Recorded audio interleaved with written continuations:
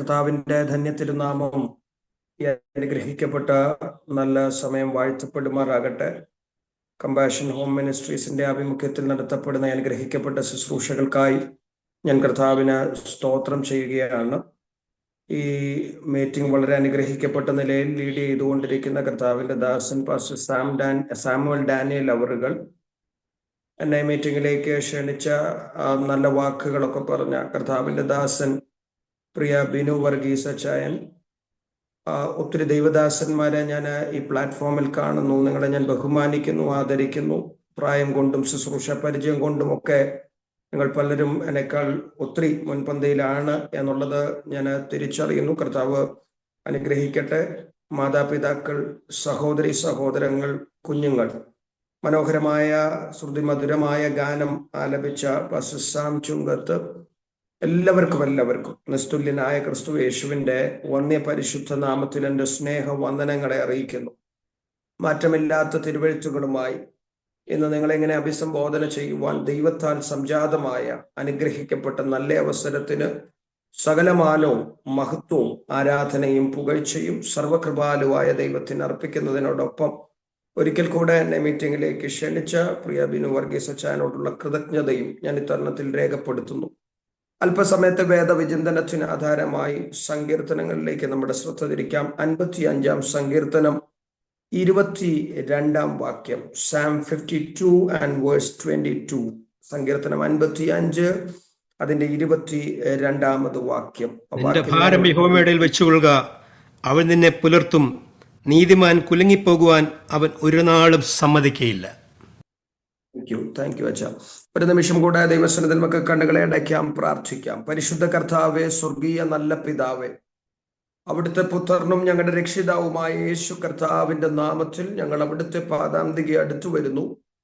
അല്പസമയം അങ്ങേ പാടുവാൻ, മഹത്വപ്പെടുത്തുവാൻ, വചനം ശ്രവിക്കുവാൻ, പ്രാർത്ഥിക്കുവാൻ ഒക്കെ കർത്താവ് ഞങ്ങളെ സജ്ജരാക്കിയതിനായി ദൈവത്തിന് നന്ദി പറയുന്നു. തുടർന്നുള്ള അല്പസമയം മാറ്റമില്ലാത്ത തിരുവെഴുത്തുകൾക്ക് മുൻപാകെ ഞങ്ങളായിരിക്കുമ്പോൾ വചനം കൊണ്ട് ഞങ്ങളെ ജീവിപ്പിക്കണമേ.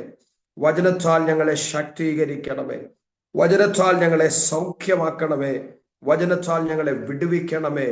എല്ലാറ്റിലും ഉപരിയായി വചനത്താൽ ഞങ്ങളെ രൂപാന്തരപ്പെടുത്തി നിത്യതയ്ക്കായി ഒരിക്കൽ കൂടെ ഞങ്ങളെ പാകപ്പെടുത്തിയെടുക്കണമേ എന്ന് ഞങ്ങൾ അങ്ങയോട് പ്രാർത്ഥിക്കുകയാണ്. മഹത്വം മുഴുവൻ അങ്ങേക്ക്, യേശു ക്രിസ്തുവിന്റെ ധന്യമുള്ള നാമത്തിൽ തന്നെ. ആമേൻ, ആമേൻ, ആമേൻ. 55-ാം സങ്കീർത്തനം ദാവീദിനാൽ രചിക്കപ്പെട്ടതാണ് എന്ന് നമുക്ക് മനസ്സിലാക്കുവാൻ കഴിയും. വേദപണ്ഡിതന്മാര് ഈ സങ്കീർത്തനത്തിൽ രേഖപ്പെടുത്തിയിരിക്കുന്ന അനുഭവങ്ങളെ 2 ശമൂവേലിന്റെ പുസ്തകം 15 മുതൽ 17 വരെയുള്ള അധ്യായങ്ങളിലെ സംഭവങ്ങളുമായിട്ടാണ് ബന്ധിപ്പിക്കുന്നത്. വ്യക്തിപരമായി ഒറ്റിക്കൊടുക്കലിന്റെ വേദന അനുഭവിക്കുന്ന ദാവീദിനെ നമുക്കിവിടെ കാണുവാൻ കഴിയും. ഇത് കേവലം ഒരു ശത്രുവിൽ നിന്നുള്ള ആക്രമണമല്ല. ദാവീദ് തന്റെ ജീവിതത്തിൽ ഒട്ടനവധി ശത്രുക്കളെ നേരിട്ടിട്ടുള്ള വ്യക്തിയാണ് എന്ന് നമുക്ക് നന്നായിട്ട് അറിയാം. എന്നാൽ അതിനെയൊക്കെ അതിജീവിച്ച് മുൻപോട്ട് വന്നയാളാണ് ദാവീദ്. സിംഹത്തിന്റെ മുമ്പിലും കരടിയുടെ മുൻപിലും ഒന്നും പതറിപ്പോകാതെ അതിനെയെല്ലാം അതിജീവിച്ചാണ് ദാവീദ് മുൻപോട്ട് വരുന്നത്. ഇനി നമുക്കറിയാലോ, ഗോലിയാത്ത് എന്ന മല്ലന്റെ മുൻപിൽ സ്വയം മിടുക്കന്മാരാണെന്ന് ചിന്തിച്ച ദാവീദിന്റെ സഹോദരന്മാരും രാജ്യത്തിന്റെ കരുത്തനായ ഭരണാധികാരി ശൗലും നിസ്സഹായരായി ഭയപ്പെട്ടു നിൽക്കുമ്പോൾ അതിന്റെ നടുവിൽ ദൈവത്താൽ അഭിഷേകം ചെയ്യപ്പെട്ട ദാവീദിനെ ദൈവം മുൻപോട്ട് കൊണ്ടുവരുന്നു. ഗോലിയാത്തിന്റെ മേൽ ആത്യന്തികമായി വിജയം കരസ്ഥമാക്കുവാൻ ദാവീദിന് കഴിയുന്നത് നമുക്ക് കാണുവാൻ കഴിയുന്നുണ്ട്. ഞാൻ പറഞ്ഞു വന്നതിന്റെ ആശയം, അനവധി ശത്രുക്കളെ നേരിട്ടിട്ടുള്ള, അതിൻ്റെ മേലൊക്കെ ജയം കരസ്ഥമാക്കിയിട്ടുള്ള ആളാണ് ദാവീദ്. പക്ഷെ ഇവിടുത്തെ പ്രശ്നം എന്താ? ഇവിടുത്തെ പ്രശ്നം ഒരു സാധാരണ ശത്രുവല്ല. നമ്മൾ മനസ്സിലാക്കേണ്ടത്, ദാവീദിന്റെ സ്വന്തം മകൻ അബ്ശാലോം ദാവീദിനെതിരെ തിരിഞ്ഞ ഒരു രംഗം നമുക്ക് കാണുവാൻ കഴിയുന്നുണ്ട്. ദാവീദിനെ കൊല്ലുവാനും രാജ്യത്തിന്റെ ഭരണം പിടിച്ചടക്കുവാനും ഇവിടെ അബ്ശാലോം ശ്രമിക്കുമ്പോൾ അതിന്റെ നടുവിൽ ദാവീദിന്റെ വിശ്വസ്തനായ ഒരു ഉപദേഷ്ടാവുണ്ട്. പേര് അഹിതോഫേൽ എന്ന. അഹിതോഫേൽ ദാവീദിനെ ഒറ്റി അബ്ശാലോമിനോട് ചേർന്നു. ഇത് തീർത്തും അപ്രതീക്ഷിതമാണ്. കാരണം ഈ അഹിതോഫേൽ എന്ന് പറയുന്ന ഉപദേഷ്ടാവ്, ആ സങ്കീർത്തനം തന്നെ വായിക്കുമ്പോൾ നമുക്കറിയാം, ദാവീദിനോട് കൂടെ ആരാധിച്ച വ്യക്തിയാണ്, ദാവീദിന്റെ ഏറ്റവും അടുത്ത സ്നേഹിതനാണ്. അപ്പൊ ഈ വ്യക്തി ഒരിക്കലും അങ്ങനെ ചെയ്യുമെന്ന് ദാവീദ് ചിന്തിക്കുന്നില്ല. എന്റെ പ്രിയരെ, ഞാൻ നിങ്ങളോട് പറയാം, ചിലപ്പോഴൊക്കെ നമ്മൾ ചിന്തിക്കാത്ത ഇടത്തു നിന്നായിരിക്കാം നമുക്കെതിരെ പ്രതിസന്ധിയുടെ കാറ്റുകൾ ആഞ്ഞടിക്കുന്നത്. ചിലപ്പോഴൊക്കെ സഹായമായി നിൽക്കുമെന്നും ഏത് സാഹചര്യത്തിലും കൂടെ നിൽക്കുമെന്നും ഒക്കെ നമ്മൾ ചിന്തിക്കുന്ന വ്യക്തികൾ നമുക്കെതിരായി മാറിയെന്ന് വരാം. സഹായം വരുമെന്ന് ചിന്തിക്കുന്ന പല ഹസ്തങ്ങളും അകന്നു മാറിയെന്ന് വരാം. എന്നാൽ ഈ സന്ധ്യാസമയം ദൈവവചനത്തിൽ നിന്ന് കേട്ടുകൊണ്ടിരിക്കുന്ന പ്രിയപ്പെട്ടവരോട് ഞാൻ പറയാം, ആരു മാറിയാലും ആര് മറന്നാലും നിന്നെ മറക്കാത്ത, നിന്നെ മാർവോട് ചേർത്തണയ്ക്കുന്ന ഒരു തമ്പുരാന്റെ സാന്നിധ്യം ഈ രാത്രിയും വിശ്വസിക്കുന്നവർക്ക് വേണ്ടി ചലിച്ചുകൊണ്ടിരിക്കുകയാണ്. ഹല്ലേലൂയ. ഈ വേദന ആഴമുള്ളതാണ്. കാരണം സ്നേഹിതനാണ് പുറകിൽ നിന്ന് കുത്തുന്നത്. അപ്പൊ യെരൂശലേം നഗരം മുഴുവൻ സംഘർഷം കൊണ്ട് നിറഞ്ഞിരിക്കുന്നു, ഗൂഢാലോചന കൊണ്ടും ഭയം കൊണ്ടും നിറഞ്ഞിരിക്കുന്നു. ഇത് നിമിത്തം ഓടിപ്പോകുവാൻ ദാവീദ് നിർബന്ധിതനാകുകയാണ്. ഒന്നും കൂടെ പറഞ്ഞാൽ 55-ാം സങ്കീർത്തനം വൈകാരികമായി മുറിവേറ്റ, രാഷ്ട്രീയമായി ഭീഷണി നേരിടുന്ന, ആത്മീകമായി ഭാരം അനുഭവിക്കുന്ന, സാമൂഹികമായി ചുറ്റും ദുഷ്ടതയാൽ നിറയപ്പെട്ട ആ സാഹചര്യത്തിലുള്ള ഒരു രാജാവിന്റെ കരച്ചിലാണ്, പ്രാർത്ഥനയാണ്. പ്രിയരെ, തന്റെ വേദനയെല്ലാം ദാവീദ് ദൈവസന്നിധിയിൽ ഇറക്കി വെക്കുകയാണ്. ഈ പ്രഭാതത്തിൽ ഞാൻ മുൻപോട്ട് പോകുന്നതിന് മുൻപ് നിങ്ങളൊരു ദൂത് പറയാം. നമ്മുടെ ഭാരം, നമ്മുടെ വേദന ഏതും ഇറക്കി വെക്കാൻ കഴിയുന്ന ഒരു നല്ല ഇടമുണ്ടെങ്കിൽ അത് ദൈവത്തിന്റെ സന്നിധി മാത്രമാണ്. എല്ലാവരോടും പറയാൻ നിൽക്കരുത്. നമ്മൾ ചിലപ്പോഴൊക്കെ രഹസ്യമായി പറയുന്ന പല കാര്യങ്ങളും പ്രാർത്ഥിക്കാൻ വേണ്ടി പറയുന്നതായിരിക്കാം. രഹസ്യമായി പറയുന്ന പല കാര്യങ്ങളും ചിലർ ഈ BBC-യേക്കാൾ കഷ്ടമാണ്. നിമിഷ നേരം കൊണ്ട് അത് മുഴുവൻ പരത്തും. എന്നാൽ നിങ്ങൾ ഒരു കാര്യം തമ്പുരാനോട് പറഞ്ഞാൽ അത് മറ്റുള്ളവരോട് പറയത്തില്ലെന്ന് മാത്രമല്ല, നിങ്ങളുടെ ഏത് പ്രതിസന്ധി ഘട്ടത്തിൽ നിന്നും, നിങ്ങൾ അനുഭവിക്കുന്ന ഏത് പരിതാപകരമായ അവസ്ഥയിൽ നിന്നും നിങ്ങളെ പുറത്തു കൊണ്ടുവന്ന് തന്റെ മഹത്വം വെളിപ്പെടുത്താൻ കഴിയുന്നവനാണ് നമ്മൾ ആരാധിക്കുന്ന, ഞാൻ പ്രസംഗിക്കുന്ന നമ്മുടെ കർത്താവെന്ന് തിരിച്ചറിയുന്നവർക്കായി ഞാൻ കർത്താവിന് സ്തോത്രം ചെയ്യുകയാണ്. തന്റെ ഭാരമെല്ലാം ദൈവസന്നിധിയിൽ ഇറക്കി വെച്ചതിന് ശേഷം തന്റെ ഒരു ഉറപ്പ്, തന്റെ പ്രത്യാശ ദാവീദ് നമ്മൾ വായിച്ച കുറിവാക്യത്തിനകത്ത് രേഖപ്പെടുത്തുന്നത് 55-ാം സങ്കീർത്തനം 22-ാം വാക്യം, നിന്റെ ഭാരം യഹോവയുടെ മേൽ വെച്ചുകൊള്ളുക, അവൻ നിന്നെ പുലർത്തും, നീതിമാൻ കുലുങ്ങിപ്പോകുവാൻ അവൻ ഒരു നാളും സമ്മതിക്കയില്ല. തുടർന്ന് അല്പസമയം ഞാൻ നിങ്ങളോട് സംസാരിക്കാൻ പോകുന്ന എൻ്റെ സന്ദേശത്തിന് ഇങ്ങനെ ഒരു തലക്കെട്ട് ഞാൻ കൊടുക്കുവാൻ ആഗ്രഹിക്കുന്നു. താങ്ങി നിർത്തുന്ന സർവശക്തന്റെ കരം. താങ്ങി നിർത്തുന്ന സർവശക്തന്റെ കരം. ആ വാക്യം 55-ാം സങ്കീർത്തനം 22-ാം വാക്യം ശ്രദ്ധിച്ചു നമ്മൾ പഠിച്ചാൽ ആ വാക്യത്തെ നമുക്ക് രണ്ടായിട്ട് വിഭജിച്ച് ഗ്രഹിക്കുവാനായിട്ട് കഴിയും. അതിന്റെ ഒന്നാമത്തെ ഭാഗം നമ്മൾ ചെയ്യേണ്ട കാര്യമാണ്. അതിന്റെ രണ്ടാമത്തെ ഭാഗം ദൈവം നമുക്ക് വേണ്ടി ചെയ്യുന്ന കാര്യമാണ്. ഇത് രണ്ടും പ്രാധാന്യമുള്ളതാകട്ടോ. നമ്മൾ ചെയ്യേണ്ടത് നമ്മൾ ചെയ്യുക, നമുക്ക് ചെയ്യാൻ കഴിയാത്തത് ദൈവം നമുക്ക് വേണ്ടി ചെയ്യും എന്നുള്ള കാര്യത്തിന് രണ്ട് പക്ഷമില്ല. പക്ഷേ ഈ നമ്മുടെ ആത്മീയ ഗോളത്തിലടക്കം ആളുകൾ പലപ്പോഴും മടിയന്മാരായി, ഉഴപ്പന്മാരായി മാറുന്നുണ്ട്. എന്ന് പറഞ്ഞാല് ഞാനൊന്നും ചെയ്യത്തില്ല, ദൈവം എനിക്ക് വേണ്ടി എല്ലാം ചെയ്തോണം എന്നുള്ള മട്ടിൽ മുൻപോട്ട് പോകുന്ന ഒട്ടനവധി ആളുകളെ നമുക്ക് കാണുവാൻ കഴിയും. എന്നാൽ ഞാൻ നിങ്ങളോട് തീർത്തു പറയാം, നമുക്ക് ചെയ്യാൻ കഴിയുന്ന കാര്യം ഒരു കാരണവശാലും ദൈവം നമുക്ക് വേണ്ടി ചെയ്യത്തില്ല. നിങ്ങളത് ശ്രദ്ധിച്ചെന്ന എൻ്റെ ചിന്ത. നമുക്ക് ചെയ്യാൻ കഴിയുന്ന കാര്യം ദൈവം നമുക്ക് വേണ്ടി ചെയ്യത്തില്ല, അത് നമ്മൾ തന്നെ ചെയ്യണം. നമുക്ക് ഉത്തരവാദിത്വമുണ്ട്. എന്നാൽ നമുക്ക് ചെയ്യാൻ കഴിയാത്ത ചില കാര്യങ്ങളുണ്ട്, അത് ദൈവം നമുക്ക് വേണ്ടി ചെയ്യും എന്നുള്ളത് ബോധ്യമാകുന്നവർക്കായി ഞാൻ കർത്താവിനെ സ്തോത്രം ചെയ്യുക. ഈ കഴിഞ്ഞ മാസങ്ങളൊക്കെ എക്സാംസിന്റെ പരീക്ഷയുടെ മാസങ്ങളായിരുന്നല്ലോ. അപ്പം ഒരു അധ്യാപിക വിദ്യാർത്ഥികളെ ഒന്ന് മോട്ടിവേറ്റ് ചെയ്യേണ്ടതിനായിട്ട്, SLC പഠിക്കുന്ന പിള്ളേരെ ഒന്ന് മോട്ടിവേറ്റ് ചെയ്യേണ്ടതിനായിട്ട് ഇങ്ങനെ പറഞ്ഞു, താൻ പാതി ദൈവം പാതി എന്നുള്ളതാണ്. അപ്പൊ നിങ്ങൾ നന്നായിട്ട് പഠിക്കണം, ദൈവം നിങ്ങൾക്ക് വേണ്ടി പ്രവർത്തിക്കും എന്നുള്ളതാണ് ഉദ്ദേശിച്ചതെങ്കിലും അതിൽ ബിരുദനായിരുന്ന ഒരു കുഞ്ഞു പറഞ്ഞത്, ഈ ദൈവം പാതി ഉണ്ടല്ലോ, ആ പകുതി എനിക്ക് കിട്ടിയാൽ പാസ് മാർക്ക് കിട്ടി. നിങ്ങൾ എന്റെ കൂടെ വരുന്നുണ്ടോ? പാസ് മാർക്ക് കിട്ടി. കാരണം 100-ൽ ജയിക്കാൻ 35 അല്ലെങ്കിൽ 40 മതി. അപ്പൊ ദൈവം പകുതി കൊടുത്താൽ തന്നെ 50 മാർക്ക് ആയി. അപ്പൊ പിന്നെ ഒന്നും ചെയ്യണ്ട. ഞാൻ നിങ്ങളോട് പറയാം, അങ്ങനെ ഒരു ഇടപാട് ദൈവസന്നിധിയിൽ ഇല്ലെന്നേ. ഈ താൻ പാതി ദൈവം പാതി, എനിക്കറിയില്ല, ചില വിശ്വാസികളും അത് പറയുന്നത് കേട്ടിട്ടുണ്ട്. അങ്ങനെ ഒരു ഇടപാടില്ല. ഞാൻ പറയാം, ഞാൻ ചെയ്യേണ്ടത് 100% ഞാൻ ചെയ്യണം. ദൈവം ചെയ്യേണ്ട 100% ദൈവം ചെയ്യും. ദൈവത്തിന് പ്രവർത്തിക്കാനുള്ള മേഖലകളിൽ എൻ്റെ ഒരു സഹായവും ദൈവത്തിന് വേണ്ട. കാരണം അസാധ്യങ്ങളെ സാധ്യമാക്കുന്ന, ഏകനായി മഹാ അത്ഭുതങ്ങളെ ചെയ്യുന്ന ദൈവത്തെയാണ് ഞാൻ സേവിക്കുന്നത്. അതിനകത്ത് ദൈവത്തിന് ഒരു സഹായവും വേണ്ട. എന്നാൽ ഞാൻ ചെയ്യേണ്ടത് ഞാൻ ചെയ്യാതെ ദൈവമെല്ലാം ചെയ്യണം എന്ന് പറയുന്നത് അബദ്ധമാണ് എന്ന് നമ്മൾ മനസ്സിലാക്കണം. ആ ആശയം ഒന്ന് വ്യക്തമാക്കിയിട്ട് ഞാൻ ആ വാക്യത്തിലേക്ക് മടങ്ങി വരുവാൻ ആഗ്രഹിക്കുകയാണ്. നിങ്ങൾ ശ്രദ്ധിച്ചിട്ടുണ്ടോ, ഈ ലാസറിന്റെ കല്ലറയിൽ വന്ന യേശു കല്ല് ഉരുട്ടി മാറ്റാൻ പറയുന്നു. ഇനി ലാസറെ പുറത്തു വരിക എന്ന് പറഞ്ഞ് ലാസർ പുറത്തു വന്നതിന് ശേഷം ലാസറിന്റെ ശരീരത്തിലുള്ള കെട്ടുകൾ അഴിച്ച് അവനെ വിടാൻ പറയുന്നത് കാണുവാൻ കഴിയുന്നു. എന്റെ ചോദ്യം, ലാസറെ പുറത്തു വരിക, ഏത് ലാസറ? മരിച്ച് അല്ലെങ്കിൽ ജീർണിച്ചു തുടങ്ങിയ ആ ശരീരം, പ്രതീക്ഷകളില്ലാത്ത ആ സാഹചര്യത്തിൽ ലാസറെ പുറത്തു വരിക എന്ന് യേശു പറഞ്ഞപ്പോൾ ലാസർ പുറത്തു വന്നെങ്കിൽ ആ കല്ല് ഉരുണ്ട് മാറട്ടെ എന്ന് യേശു പറഞ്ഞാൽ അത് സംഭവിക്കത്തില്ലേ? നിശ്ചയമായിട്ടും സംഭവിക്കും.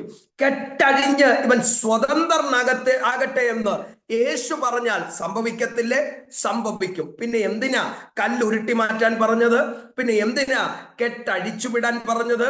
കാരണമുണ്ട്. കല്ല് ഉരുട്ടി വച്ചവരാരാണോ അവർക്ക് കല്ല് ഉരുട്ടി മാറ്റാൻ കഴിയും. കെട്ടിയതാരാണോ അവർക്ക് കെട്ട് അഴിച്ചു മാറ്റുവാനായിട്ട് കഴിയും. എന്നാൽ മരിച്ച് ജീർണിച്ചു തുടങ്ങിയ ലാസറിനെ ജീവിപ്പിക്കാൻ ഇവരെ കൊണ്ട് കഴിയത്തില്ല. അപ്പൊ ഇവർക്ക് കഴിയുന്നത് കല്ലുരുട്ടി മാറ്റാനാണെങ്കിൽ, ഇവർക്ക് കഴിയുന്നത് കെട്ടഴിച്ചു മാറ്റാൻ ആണെങ്കിൽ അത് അവർ ചെയ്യട്ടെ. എന്നാൽ ഇവർക്ക് ചെയ്യാൻ കഴിയാത്തത്, ലാസറിനെ ഉയർപ്പിക്കുന്നത്, അത് തമ്പുരാൻ ഇവർക്ക് വേണ്ടി ചെയ്യും. ഇന്ന് അതാ ഞാൻ പറഞ്ഞു വന്നതിന്റെ ആശയം. നിനക്ക് ചെയ്യാൻ കഴിയുന്നത് നീ ചെയ്യ്, നിനക്ക് ചെയ്യാൻ കഴിയാത്തത് തമ്പുരാന്റെ കരങ്ങളിലേക്ക് വരമേൽപ്പിക്ക്. ഞാൻ സകല ജഡത്തിന്റെയും ദൈവമായ യഹോവയാകുന്നു, എനിക്ക് കഴിയാത്ത വല്ല കാര്യമുണ്ടോ എന്ന് നമ്മൾ കാണുന്നുണ്ട്. അതിന്റെ മറുപടിയായി പുതിയ നിയമത്തിലേക്ക് വരുമ്പോൾ മനുഷ്യരാൽ അസാധ്യം ദൈവത്താൽ സാധ്യമെന്ന് അല്ല തിരുവഴുത്ത് അസന്നിഗ്ധമായി പറയുമ്പോൾ നമുക്ക് കഴിയാത്തത് നമുക്ക് വേണ്ടി ചെയ്യുന്ന ദൈവത്തെ നമുക്ക് കാണുവാൻ കഴിയും. ഇനി ഞാൻ ആ വാക്യത്തിലേക്ക് മടങ്ങി വരികയാണ്. എന്താണ് ആ വാക്യത്തിൽ നമ്മൾ ചെയ്യേണ്ട കാര്യം? നമ്മൾ ചെയ്യേണ്ട കാര്യം അതിന്റെ 1-ാം ഭാഗമാണ്. 55-ാം സങ്കീർത്തനത്തിന്റെ 22-ാം വാക്യത്തിന്റെ 1-ാം ഭാഗം. ഭാരം കർത്താവിന്റെ മേൽ വെച്ചുകൊള്ളുക എന്നുള്ളതാണ്. അത് നമ്മൾ ചെയ്യേണ്ട കാര്യമാണ്. 22-ാം വാക്യത്തിന്റെ 1-ാം ഭാഗം ഒന്ന് ശ്രദ്ധിച്ച്, നിന്റെ ഭാരം യഹോവയുടെ മേൽ വെച്ചുകൊള്ളുക. അവിടെ ശ്രദ്ധിക്കേണ്ട ഒരു വാക്ക, ബൈബിളിന്റെ മൂലഭാഷയായ, പ്രത്യേകിച്ച് പഴയ നിയമത്തിന്റെ ഭാരം എന്നുള്ളതിന് ഉപയോഗിച്ചിരിക്കുന്ന വാക്ക് യഹാബ് എന്നൊരു വാക്കാണ്. ആ വാക്കിന്റെ അർത്ഥം ചുമ്മാ വരുന്ന, യാദർശികമായിട്ട് വരുന്ന ഒരു പ്രതിസന്ധി എന്നോ വേദനയെന്നോ അല്ല. അതിന്റെ അർത്ഥം അനുവദിക്കപ്പെട്ട വേദനകൾ, അനുവദിക്കപ്പെട്ട പ്രതിസന്ധികൾ എന്നൊക്കെയാണ്. അത്രയ്ക്ക് ആഴമായ അർത്ഥം അതിനുണ്ട്. അപ്പം ഈ അനുവദിക്കപ്പെട്ടത് എന്ന് പറയുമ്പോൾ പിന്നെ ഒരു ചോദ്യമുണ്ട്, അനുവദിച്ചത്? ഇന്ന് രാത്രി എന്നെ കേൾക്കുന്ന പ്രിയപ്പെട്ടവരോട് ഞാൻ പറയാം, ദൈവം അനുവദിച്ചതാണ്.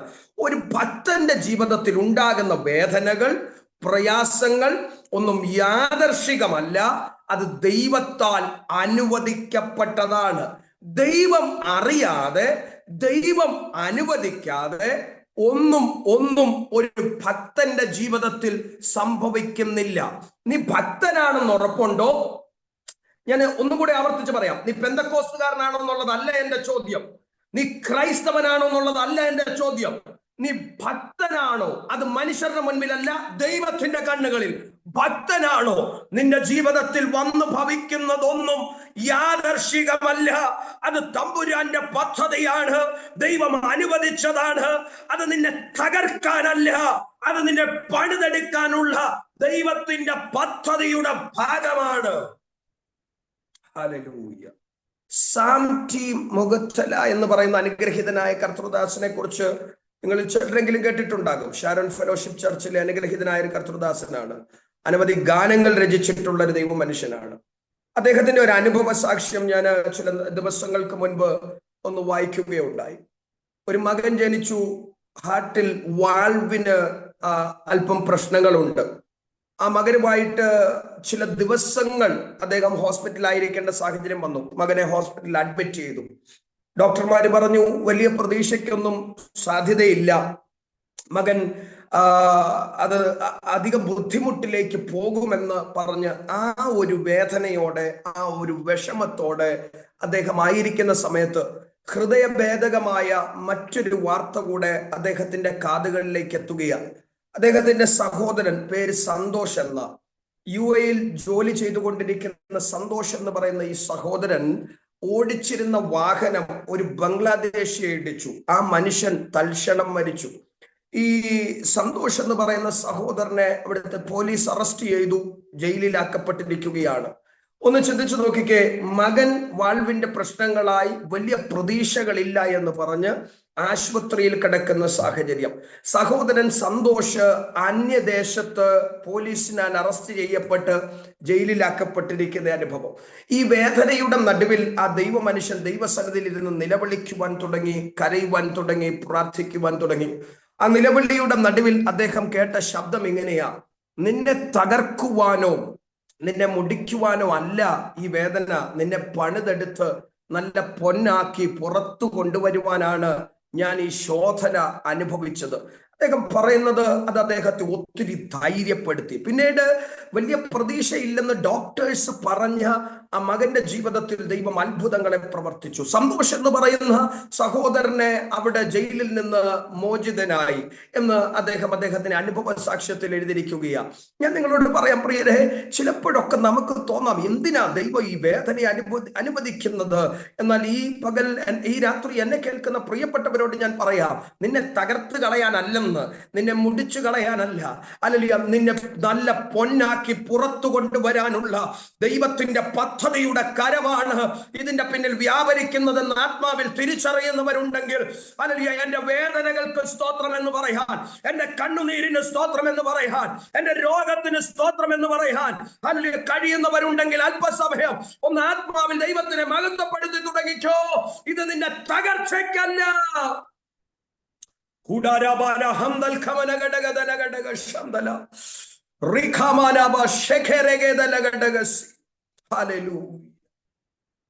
എന്റെ പ്രിയരെ, അങ്ങനെയാണ് അദ്ദേഹം ഒരു ഗാനം എഴുതിയത്: നഷ്ടങ്ങളിലും പതറിടരുതേ നഷ്ടങ്ങളിലും തളർന്നിടല്ലേ, കണ്ണുനീരിലും പതറിടരുതേ, ഞാനെന്നും നിന്റെ ദൈവം, നീ എന്നും എന്റേതാണ്. അതിനകത്തെ ഒരു വരി അദ്ദേഹത്തിന് ദൈവം കൊടുത്ത വരിക: നിന്നെ തകർക്കുവാനോ നിന്നെ മുടിക്കുവാനോ അല്ലല്ല ഈ വേദന, നിന്നെ പണിതെടുത്ത് നല്ല പൊന്നാക്കുവാൻ അല്ലയോ ഈ ശോധന. നമ്മുടെ കഷ്ടതകൾക്ക് പിന്നിൽ ചലിക്കുന്നത് പിശാചിന്റെ കാര്യമാണെന്ന് എപ്പോഴും പറയരുത്, ദൈവത്തിന്റെ കാര്യമാണ് എന്ന് ബോധ്യമാകുന്നവർക്കായി ഞാൻ കർത്താവിന് സ്തോത്രം ചെയ്യുന്നു. അപ്പൊ ഒരു ചോദ്യമുണ്ട്, എന്തിനാ ദൈവം കഷ്ടത അനുവദിക്കുന്നത്? എന്തിനാ ദൈവം ഭാരങ്ങൾ അനുവദിക്കുന്നത്? അതിന് ചില ചിന്തകൾ ഞാൻ പെട്ടെന്ന് അധികം വിശദീകരണം കൂടാതെ പറയാം. ഒന്ന്, നമ്മുടെ സ്വഭാവ രൂപീകരണത്തിന് വേണ്ടിയാ. റോമാലേഖനം 5-ാം അധ്യായം 3-4 വാക്യങ്ങളിലൊക്കെ അത് കാണുവാൻ കഴിയും. നമ്മുടെ സ്വഭാവ രൂപീകരണത്തിന് എന്ന് പറഞ്ഞാൽ കർത്താവിന്റെ ഇഷ്ടം എന്ന് പറഞ്ഞാൽ നമ്മൾ ക്രിസ്തുവിനെ പോലെ ആയി മാറണം എന്നുള്ളതാണ്. എന്റെ പ്രിയരെ, ഇവിടെ കുറെ സാമ്പത്തികമായ നന്മകൾ നേടിയെടുത്ത് കുറെ ബാങ്ക് ബാലൻസ് വർദ്ധിപ്പിച്ച് എങ്ങനെയെങ്കിലും ഒക്കെ മുൻപോട്ട് പോകുക എന്നുള്ളതല്ല. അതിനേക്കാൾ അപ്പുറം നമ്മൾ നിത്യതയിലെത്തണമെന്നുള്ളതാണ്. നിത്യതയിലെത്തണമെങ്കിൽ നമ്മൾ ഈ പറയുന്നത് പോലെ അത്ര എളുപ്പമല്ലെന്നാണ് എനിക്ക് എൻ്റെ വേദപുസ്തക പഠനത്തിൽ നിന്ന് ഗ്രഹിക്കുവാൻ കഴിഞ്ഞത്. എല്ലാവർക്കും കയറിപ്പോകാൻ പറ്റിയ ഒരു സ്ഥലമല്ല സ്വർഗം. സ്വർഗത്തിലേക്കുള്ള വാതിൽ ഇടുക്കമാണെന്ന് വിശുദ്ധ വേദപുസ്തകം പറയുന്നത്. മനുഷ്യപുത്രന്റെ വരവിൽ വിശ്വാസം കണ്ടെത്തുമോ എന്നാണ് തിരുവെഴുത്ത് വളരെ പ്രസക്തമായ ഒരു ചോദ്യം ചോദിക്കുന്നത്. ഒരു കാര്യം ഉറപ്പിച്ച് പറയാം, ക്രിസ്തുവിനെ പോലെയായി മാറുന്ന ഭക്തന്മാരെ ചേർക്കാനാ യേശു മടങ്ങി വരുന്നത് എന്നുള്ളത് നമ്മൾ മറക്കരുത്. സാധു സുന്ദർ സിംഗ് എന്ന് പറയുന്ന അനുഗ്രഹീതനായ കർത്തൃദാസൻ അദ്ദേഹത്തിന്റെ ശുശ്രൂഷ കാലയളവിൽ അമേരിക്കൻ സന്ദർശനത്തോടുള്ള ബന്ധത്തിലായിരുന്നപ്പോൾ ഒരു വീട്ടിൽ പാർത്തൊരു സംഭവം അദ്ദേഹത്തെ കുറിച്ച് പറഞ്ഞു കേട്ടിട്ടുണ്ട്. സാധു സുന്ദർ സിംഗ് ഒരു വീട്ടിൽ പാർത്തു. ആ വീട്ടിൽ ഒരു കൊച്ചു കുഞ്ഞുണ്ട്. അവൾ പല പ്രാവശ്യം സാധു സുന്ദർ സിംഗിന്റെ അടുത്ത് ചെന്ന് സംസാരിക്കുവാൻ ശ്രമിച്ചു. ചെന്നപ്പോഴൊക്കെ ആ മനുഷ്യൻ മുഴങ്കാലിലാണ്, പ്രാർത്ഥനയിലാണ്, സംസാരിക്കാൻ കഴിഞ്ഞില്ല. ആ കുഞ്ഞ് ഒരു ദിവസം സ്കൂളിൽ പോയിട്ട് തിരിച്ചു വന്ന് ഓടിച്ചെന്ന റൂമിൽ നോക്കുമ്പം സാധു സുന്ദർ സിംഗ് അവിടെ ഇല്ല. കുഞ്ഞിന് വളരെ വിഷമം തോന്നി. അവള് അമ്മയുടെ അടുത്ത് ചെന്ന് ചോദിച്ചെന്ന് പറഞ്ഞ്, മമ്മി, നമ്മുടെ വീട്ടിൽ വന്ന ആ ജീസസ് എവിടെ പോയി? എന്താ കാര്യം എന്നറിയാവോ? സൺഡേ സ്കൂളിൽ എവിടെയോ ആ കുഞ്ഞ് ജീസസിനെ കുറിച്ച് പഠിച്ചിട്ടുണ്ട്. ഒരു മനുഷ്യൻ, സാധു സുന്ദർ സിംഗ് എന്ന് പറഞ്ഞ മനുഷ്യൻ, ചില ദിവസങ്ങൾ ആ വീട്ടിൽ പാർത്തപ്പോൾ ആ ജീസസിനെ, ഏത് ജീസസിനെ? സൺഡേ സ്കൂളിൽ പഠിച്ച ജീസസിനെ ആ മനുഷ്യനിൽ കാണാൻ ആ കൊച്ചു കുഞ്ഞിന് കഴിഞ്ഞു. എന്റെ ചോദ്യം, നമ്മുടെ വാചക കസറത്തിലൊന്നും വലിയ കാര്യമില്ല. നമ്മെ കാണുന്നവർ നമ്മിലൂടെ യേശുവിനെ കാണുമോ? നിങ്ങളാണോ ജീസസ് എന്ന് ആളുകൾ എന്ന് പറഞ്ഞാൽ കുട്ടി ദൈവമായി മാറാനൊന്നും അല്ല, തെറ്റിദ്ധരിക്കരുത്. യേശുവിന്റെ സ്വഭാവത്തോട്, യേശുവിന്റെ മനോഭാവത്തോട് നമുക്ക് അനുരൂപരാകാൻ കഴിയുന്നുണ്ടോ? ആരോ പറഞ്ഞതുപോലെ ചിലരെ കണ്ട ജീസസ് ആണോ എന്നൊന്നും അല്ല ചോദിക്കുന്നത്, നിങ്ങളാണോ ലൂസിഫർ എന്ന് തന്നെ ചോദിക്കും. ഇനി നേരിട്ട് നമ്മളോട് ചോദിച്ചില്ലെങ്കിൽ പോലും മാറി നിന്നിട്ടെങ്കിലും പറയും. കാരണം ജീസസുമായിട്ട് വലിയ സാമ്യമൊന്നും ഇല്ലെങ്കിലും പുള്ളിക്കാരനുമായിട്ട്, ആരാ, ലൂസിഫറുമായിട്ട് പലർക്കും സാമ്യമുണ്ട്. ഞാൻ പറയുന്നത് എത്ര പേർക്ക് മനസ്സിലാകുന്നുണ്ട്? എന്റെ പ്രിയരെ, ഞാൻ നിങ്ങളോട് തുറന്നു പറയാം, യേശുവിനെ പോലെയായി മാറാനാണ് കർത്താവ് നമ്മെ വിളിച്ചത്. യേശു ക്ഷമിച്ചതുപോലെ ക്ഷമിക്കാനും, യേശു തന്നെത്താൻ താഴ്ത്തിയതുപോലെ താഴ്ത്താനും, യേശു മനസ്സലിഞ്ഞതുപോലെ മനസ്സലിയാനും നമുക്ക് കഴിയുന്നില്ലെങ്കിൽ ഞാൻ തീർത്തു പറയാം, നമ്മുടെ കയ്യടി, നമ്മുടെ അന്യഭാഷ, നമ്മുടെ പ്രാർത്ഥന, നമ്മൾ ഇങ്ങനെ നൃത്തം ചെയ്ത് ആരാധിക്കുന്നത്, അതുകൊണ്ടൊന്നും ഒരു പ്രയോജനം ഉണ്ടാകുന്നില്ല. ക്രിസ്തു എന്ന തലയോളം വളരാൻ നമുക്ക് കഴിയണം. അതിനുവേണ്ടിയാ ദൈവം വേദനകൾ അനുവദിക്കുന്നത്. എന്താണെന്നറിയാമോ? അച്ചിനകത്തൂടെ കയറ്റിവിട്ട് ക്രിസ്തുവിനെ പോലെ നമ്മെ രൂപപ്പെടുത്തിയെടുക്കുക. നിങ്ങൾക്കറിയാലോ, ഒരു പ്രഷർ ചെല്ലുമ്പോൾ ഒരു അച്ഛന്റെ രൂപത്തിലേക്ക് ഒരു കാര്യത്തെ മാറ്റുന്നത് ആ പ്രഷർ ചെല്ലുമ്പോഴാണ്. എന്നതുപോലെ ജീവിതത്തിൽ ചില വേദനകൾ അനുവദിക്കുന്നത് യേശുവിനെ പോലെ നമ്മെ ആക്കി മാറ്റാനാ. അവിടെ ചിലതൊക്കെ ദൈവം ഒടിച്ചെന്ന് വരും, ചിലടത്തൊക്കെ തകർത്തെന്ന് വരും. കാരണം തകർക്കലും ഉടക്കലും ഉണ്ടായെങ്കിലേ ഒരു വസ്തുവിനെ പോലെ രൂപപ്പെടുത്തിയെടുക്കാൻ കഴിയുകയുള്ളൂ. ഒന്ന്, നമ്മുടെ സ്വഭാവ രൂപീകരണത്തിന് എന്തിനാ ദൈവം ഭാരം അനുവദിക്കുന്നത്? 2, 119 സങ്കീർത്തനം 67 വാക്യത്തിലൊക്കെ കാണുന്നുണ്ട്, നമ്മെ ദൈവത്തോട് അടുപ്പിക്കാനാ. ഒരു നിമിഷം ഒന്ന് ചിന്തിച്ച്, ഏറ്റവും കൂടുതൽ നമ്മൾ ദൈവത്തോട് അടുക്കുന്ന, പ്രാർത്ഥിക്കുന്ന, കരയുന്ന സമയം ഏതാ? നമ്മുടെ സന്തോഷത്തിന്റെ വേളയല്ല ഞാൻ പറയുന്നത്, നമ്മുടെ ദുഃഖത്തിന്റെ വേളയില്ല. ചില വേദനകളൊന്നും ദൈവം അനുവദിച്ചില്ലായിരുന്നെങ്കിൽ ഞാൻ തീർത്തു പറയാം, നമ്മളിൽ ചിലരൊന്നും ഈ വയൽ പ്രദേശത്ത് കാണത്തു പോലും ഇല്ലായിരുന്നു. അന്ന് നമ്മൾ ചിന്തിച്ചു എന്തിനാണെന്ന്. പക്ഷെ ഞാൻ നിങ്ങളോട് തുറന്നു പറയാം, നമ്മൾ ഇതിനകത്ത് കാണണമെന്ന്, നിത്യതയിൽ നമ്മൾ എത്തണമെന്ന് ദൈവത്തിന് നമ്മെക്കുറിച്ച് ഇഷ്ടമുള്ളത് കൊണ്ടാണ്. 3, എന്തിനാ ദൈവം വേദന അനുവദിക്കുന്നത്? 2 കൊരിന്ത്യർ 12:7 നമ്മൾ നിഗളിച്ച് തകർന്നു പോകാതിരിക്കാനാ. അവിടെ കാണുന്ന സംഭവം പൗലോസിനോടുള്ള ബന്ധത്തിലാണ്. പൗലോസിന് ജഡത്തിൽ ഒരു ശൂലം കൊടുത്തു, സാത്താന്റെ ദൂതനെ കുത്താൻ ദൈവം ഏൽപ്പിക്കുകയാണ്. ആ വിഷയത്തിന്റെ നടുവിൽ പൗലോസ് ദൈവസന്നിധിയിൽ പോയിരുന്ന് പ്രാർത്ഥിച്ചു. എന്താ പ്രാർത്ഥന? ഈ ശൂലം മാറണേ എന്നുള്ളതാ. എന്നാൽ 3 വട്ടം പൗലോസ് പ്രാർത്ഥിച്ചെങ്കിലും പൗലോസ് ഉദ്ദേശിച്ചതുപോലെ ഒരു മറുപടി അല്ല കിട്ടിയത്.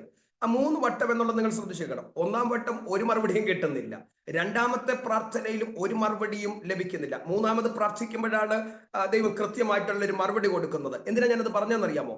ചിലപ്പോഴൊക്കെ ചില വിഷയങ്ങൾക്ക് വേണ്ടി പ്രാർത്ഥിച്ചിട്ടും ഉപവസിച്ചിട്ടും അത് ചില മാസങ്ങളായി ആകാം, ചില വർഷങ്ങളായി ആകാം.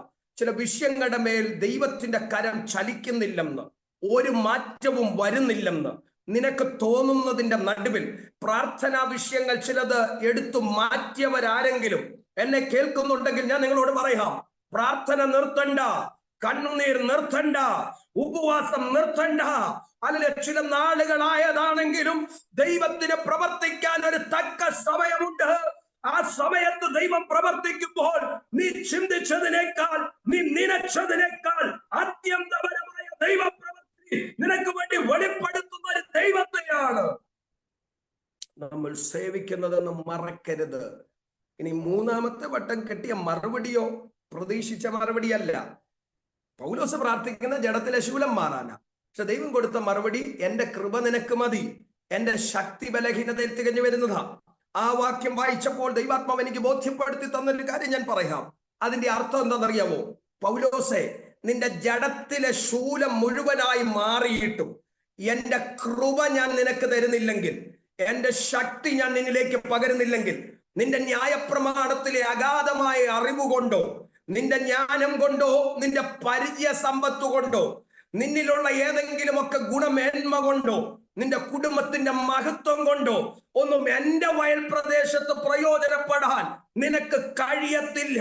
എന്നാൽ ജഡത്തിൽ ശൂലം ഇരിക്കുമ്പോൾ തന്നെ എന്റെ കൃപ ഞാൻ നിനക്ക് തന്നാൽ, എന്റെ ശക്തി ഞാൻ നിന്നിലേക്ക് പകർന്നാൽ, നിനക്ക് ചെയ്യാൻ കഴിയുന്നതിനേക്കാൾ അപൂർവമായ പ്രവർത്തികൾ നിന്നിലൂടെ ഞാൻ ചെയ്തെടുക്കും. ഹല്ലേലൂയ. എന്നെ കേൾക്കുന്ന പ്രിയപ്പെട്ടവരോട് ഞാൻ പറയാം, പ്രിയരെ, നമ്മുടെ എല്ലാ വിഷയത്തിനും പരിഹാരം ഉണ്ടായില്ലെങ്കിലും ഇന്ന് രാത്രി ഇങ്ങനെ പ്രാർത്ഥിക്കുക, കർത്താവേ, ഹല്ലേലൂയ, അവിടുത്തെ കൃപ എന്നിൽ നിന്ന് എടുത്തു മാറ്റല്ലേ, അവിടുത്തെ ശക്തി എന്നിൽ നിന്ന് എടുത്തു മാറ്റരുതേ, അധികമായി ആത്മശക്തി കൊണ്ട് എന്നെ നിറയ്ക്കണമേ, ഈ പോർക്കളത്തിൽ പൊരുതി നിൽക്കാൻ, എന്റെ പ്രതിസന്ധികളെ അതിജീവിക്കാൻ ഉള്ള ശക്തിയും കൃപയും എന്റെ മേൽ പകരണമേ എന്ന് ആത്മാർത്ഥമായി പ്രാർത്ഥിക്കുന്നവരുണ്ടെങ്കിൽ നിങ്ങൾ ഇരിക്കുന്ന ഇടത്തേക്ക് ഞാൻ ഉറപ്പായി പറയുന്നു, അസാധാരണമായ ദൈവ സാന്നിധ്യം ഇറങ്ങി വരുന്ന ഒരു രാത്രിയായി രാത്രി മാറുകയാണ്. നിങ്ങൾ പരാജയപ്പെട്ടു പോകുമെന്ന് പിശാച് വിധി എഴുതിയെടുത്തു നിന്ന് നിങ്ങൾക്കൊരു മുന്നേറ്റം ഉണ്ടാകത്തില്ലെന്ന്, നിങ്ങൾക്ക് അധികം ഓടാൻ കഴിയത്തില്ലെന്ന് മറ്റുള്ളവർ പറഞ്ഞെടുത്തു നിന്ന് ദൈവത്തിന്റെ കൃപയും ദൈവത്തിന്റെ ശക്തിയും നിങ്ങളെ പുറപ്പെടുവിക്കുമെന്ന് ആത്മാവിൽ ഞാൻ ദൂത് കൈമാറുകയാണ്.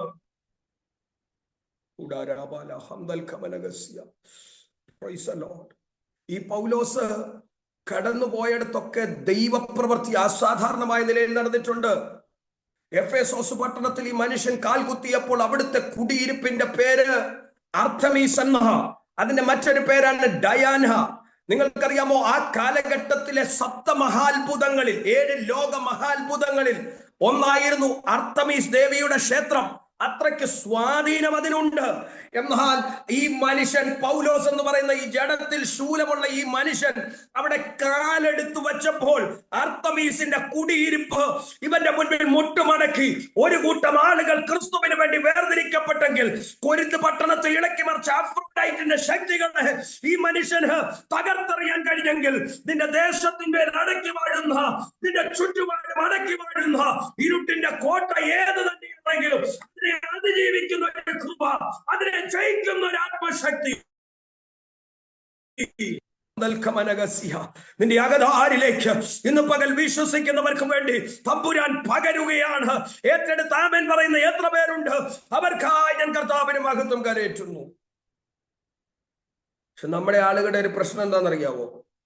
ദൈവത്തെ വലിയ ഭയമൊന്നുമില്ലെങ്കിൽ ഈ പേടി മുഴുവൻ ഇരുട്ടിനെയും പിശാചിനെയാണ്. അതുകൊണ്ട് തന്നെ ബന്ധനം, കെട്ട്, പോരാട്ടം എന്നൊക്കെ കേൾക്കുമ്പോഴത്തേന് തന്നെ നമ്മുടെ ആളുകൾ ആത്മാവിലാകും. ബാക്കിയൊന്നും പറയണ്ട, അത്രയും പറഞ്ഞാൽ മതി. അല്ലയോ കൈയടിച്ച് ആത്മാവിലാകുന്നത് കേരളക്കരയിൽ ഞാൻ കണ്ടിട്ടുണ്ട്. നിങ്ങളായിരിക്കുന്നിടത്ത് എങ്ങനെയാണെന്ന് എനിക്കറിയില്ല. ഒരു കാര്യം ഞാൻ നിങ്ങളോട് തുറന്നു പറയാം, ഒരു ബന്ധനത്തിനും ഒരു കെട്ടിനും നിങ്ങളെ ഒതുക്കാൻ കഴിയത്തില്ല. ഒരു ദുർമന്ത്രവാദത്തിനും ഒരു ആവിചാരത്തിനും ഒരു ക്ഷുദ്രപ്രയോഗത്തിനും ഒരു ഏലസിനും ഒരു ദൈവ പൈതലിനെ ഒതുക്കാൻ കഴിയത്തില്ല. കാരണം എന്താണെന്ന് അറിയാമോ? അല്ല, നമ്മുടെ അകത്തു വ്യാപരിക്കുന്ന ശക്തി ഇതിനെ അതിജീവിക്കാൻ പ്രാപ്തമായ ശക്തിയാണ്.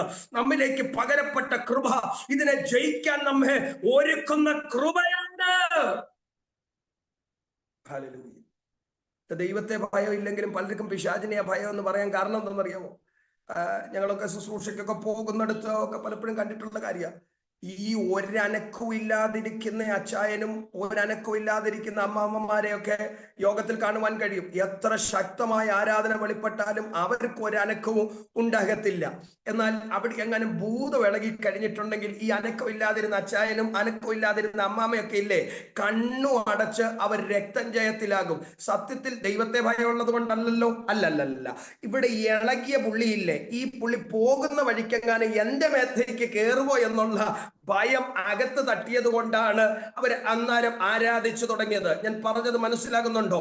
എന്നാൽ നിന്റെ അകത്ത് ദൈവകൃപയുണ്ടെങ്കിൽ, നിന്റെ അകത്ത് ദൈവശക്തി ഉണ്ടെങ്കിൽ ഒരു സാത്താനി ആധിപത്യത്തെ നിനക്ക് ഭയപ്പെടേണ്ട കാര്യമില്ല. നിന്നെ ജയത്തോടെ നിർത്തുന്നത് ദൈവകൃപയാണ്, ദൈവത്തിന്റെ ശക്തിയാണ്. തിമത്തിയോസിന് ലേഖനം എഴുതുമ്പോൾ പൗലോസ് എഴുതുന്ന ഒരു കാര്യമുണ്ട്. ഞാൻ പെട്ടെന്ന് അതൊക്കെ പറഞ്ഞു പിടിക്കുക. ഞാൻ നല്ലപോർ പൊരുതി ഓട്ടം തികച്ചു, വിശ്വാസം കാത്തു, ഇനി നീതിയുടെ കിരീടം എനിക്കായി വച്ചിരിക്കുന്നു. ശ്രദ്ധിച്ചു കേൾക്കണേ. പൗലോസ് പാസ്റ്റർ മരിച്ചു കിടക്കുമ്പം തിമത്തിയോസ് പാസ്റ്റർ അല്ല പറഞ്ഞത്, പൗലോസ് അച്ചായൻ നല്ലപോർ പൊരുതി ഓട്ടം തികച്ചു വിശ്വാസം കാത്തു എന്ന്.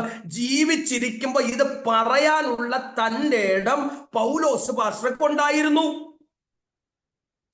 ഇന്ന് പലർക്കും ജീവിച്ചിരിക്കുമ്പോ ഇത് പറയാൻ കഴിയത്തില്ലെങ്കിൽ മരിച്ചു കഴിയുമ്പോൾ ആരാണ്ടൊക്കെ വന്നിട്ട് പറയും, പുള്ളി നല്ലപോലെ പൊരുതി ഓട്ടം തികച്ചു വിശ്വാസം കാത്തു. ഒരു കാര്യമില്ലെന്നേ.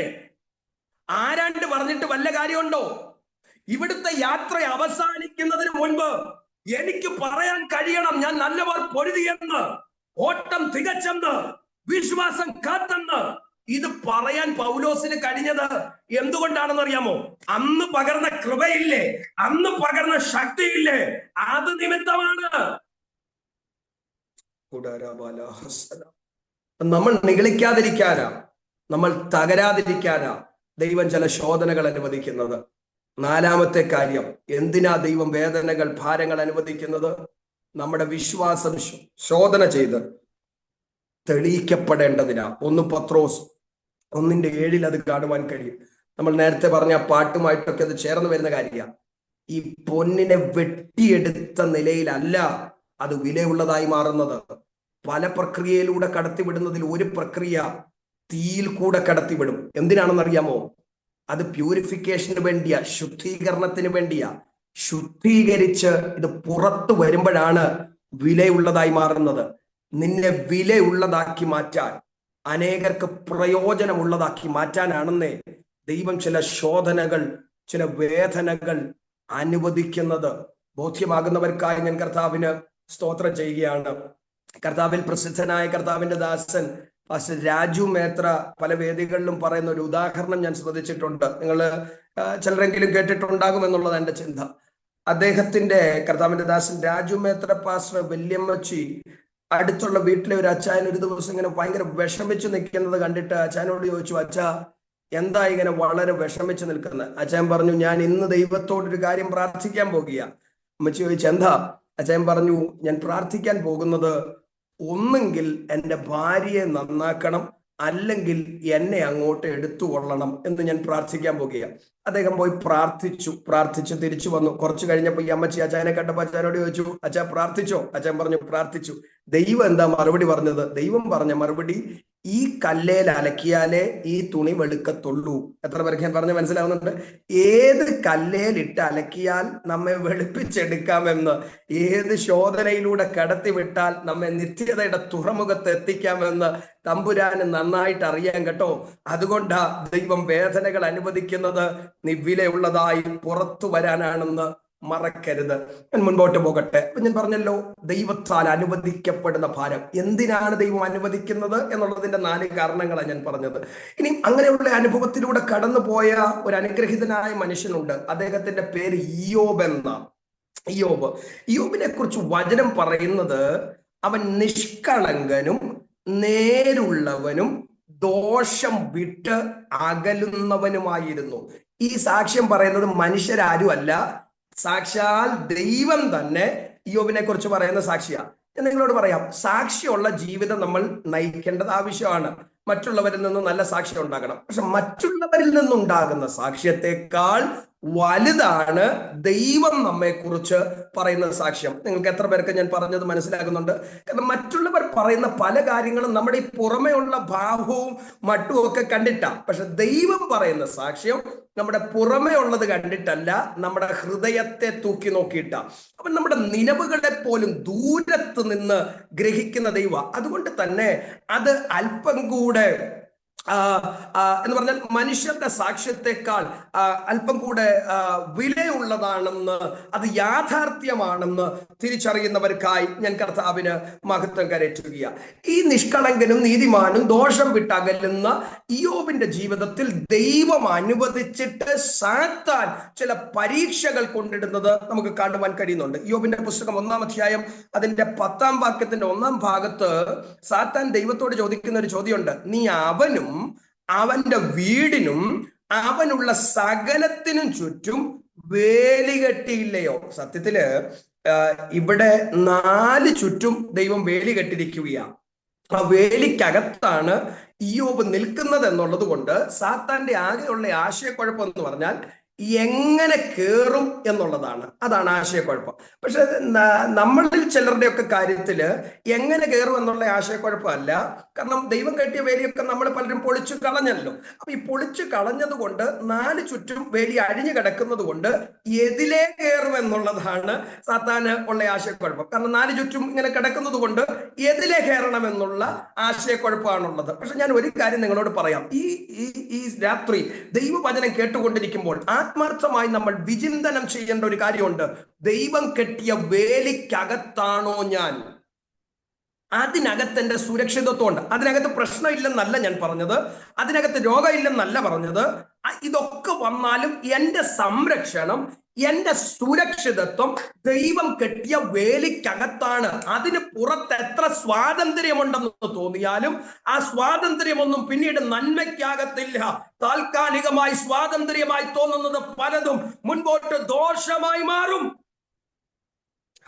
അതിന് നല്ലൊരു ഉദാഹരണം മലയാളീസ് ആണല്ലോ എല്ലാവരും കേൾക്കുന്നവർ. അപ്പൊ നിങ്ങൾക്കൊക്കെ സുപരിചിതമായിട്ടുള്ള ഒരു ഉദാഹരണം ഞാൻ പറയാം.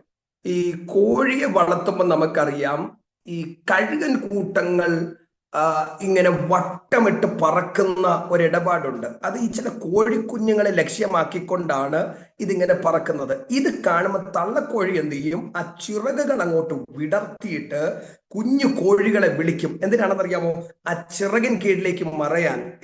ഈ ചിറകിൻ കീഴിലേക്ക് മറഞ്ഞാൽ ഈ കഴുകൻ കൂട്ടത്തിന് ഇതിനെ ഒന്നും ചെയ്യാൻ കഴിയത്തില്ല, ഇതിനെ തകർക്കാൻ കഴിയത്തില്ല, ഇതിനെ കൊന്നുകളയാൻ കഴിയത്തില്ല. പക്ഷെ ഈ തള്ളക്കോഴി വിളിക്കുമ്പോഴും ചില കുരുത്തക്കേട് കെട്ട കോഴിക്കുഞ്ഞുങ്ങളുണ്ട്. അവര് കേൾക്കത്തില്ല. അവർക്ക് ഇഷ്ടം എന്ന് പറഞ്ഞാല് ഈ ചിറകിൻ കീഴിൽ ഇങ്ങനെ മറിഞ്ഞിരിക്കുന്നതിനേക്കാൾ ഇങ്ങനെ സ്വാതന്ത്ര്യമായിട്ട് അങ്ങോട്ടും ഇങ്ങോട്ടും ഒക്കെ ഓടിക്കളിക്കുന്നതാ. പക്ഷെ ഒരു കുഴപ്പമുണ്ട്, ഈ കഴുകൻ കൂട്ടമില്ലേ, അതിൽ ചിലത് താഴേക്ക് ഇങ്ങോട്ട് ഇറങ്ങി വരും.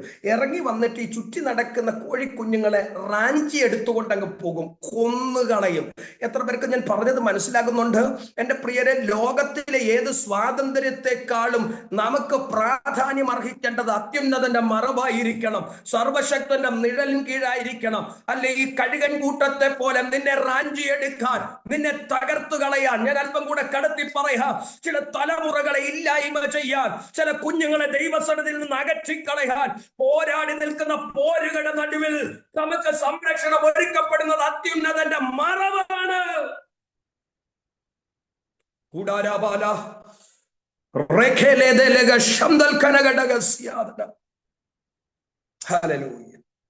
ദൈവം അനുവദിച്ചിട്ട് ഈ യോബിന്റെ ജീവിതത്തിൽ സാത്താൻ ചില പരീക്ഷകൾ കൊണ്ടിടുകയാണ്. യോബിന്റെ ആടുമാടുകൾ നഷ്ടമാകുന്നു, നമുക്കറിയാം. ദാസന്മാർ നഷ്ടമാകുന്നു. അതുവരെ പിന്നെയും സ്തോത്രം പറയാം, വേണമെങ്കിൽ ഭാരം ഉണ്ടാക്കുന്ന കാര്യമാണ്, അതിന്റെ സ്തോത്രം പറയാം. പക്ഷെ അത് കഴിഞ്ഞ് മക്കൾ നഷ്ടപ്പെടുന്നു. ഇത് പിടിച്ചു കുലുക്കുന്ന ഒരു കാര്യമാണ്. ഇത് വല്ലാതെ തകർക്കുന്ന ഒരു വിഷയമാണ്.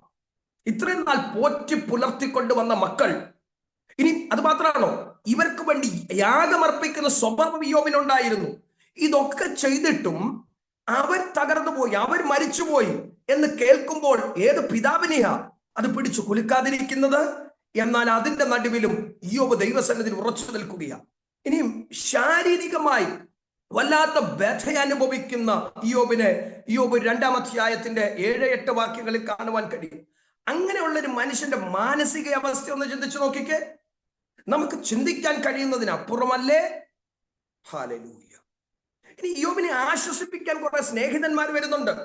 പക്ഷെ വന്ന സ്നേഹിതന്മാരൊക്കെ പേരാശ്വസിപ്പിക്കാനാണെങ്കിലും അവര് യോബിനെ ശപിക്കുന്നതും യോബിനെ കുറ്റപ്പെടുത്തുന്നതും ഒക്കെ നമുക്ക് കാണാൻ കഴിയുന്നുണ്ട്. ഇങ്ങനെയും കുറെ സ്നേഹിതന്മാരുണ്ട്. അത് അന്നും ഉണ്ട്, ഇന്നും ഉണ്ട്. ഞാൻ പൊതുവെ പറയും, ഞാൻ സഭാചരിത്രം പഠിപ്പിക്കുന്ന ഒരു അധ്യാപകൻ കൂടി. അതുകൊണ്ട് ഈ പെന്തക്കോസിന്റെ വളർച്ച, പ്രത്യേകിച്ച് കേരളക്കരയിലുള്ള പെന്തക്കോസിന്റെ വളർച്ചയൊക്കെ പഠിക്കുമ്പം കൈകൊട്ടും ആരാധനയും പ്രസംഗവും മാത്രം കേട്ടിട്ടല്ല ആളുകൾ ക്രിസ്തുവിലേക്ക് വന്നത്. അവരുടെ കൂട്ടായ്മയും കൂടെ കണ്ടിട്ടാ. ഒരു വ്യക്തി രോഗിയാണെങ്കിൽ എല്ലാവരും കൂടെ ഒരുമിച്ച് പോയി വട്ടം ഇരുന്ന് കൈ ഓർത്ത് പിടിച്ച് പ്രാർത്ഥിക്കും. എപ്പോ വരെ പ്രാർത്ഥിക്കും? വിടുതൽ കിട്ടുന്നത് വരെ പ്രാർത്ഥിക്കും. അത്ഭുതങ്ങൾ നടന്നിട്ടുണ്ട്.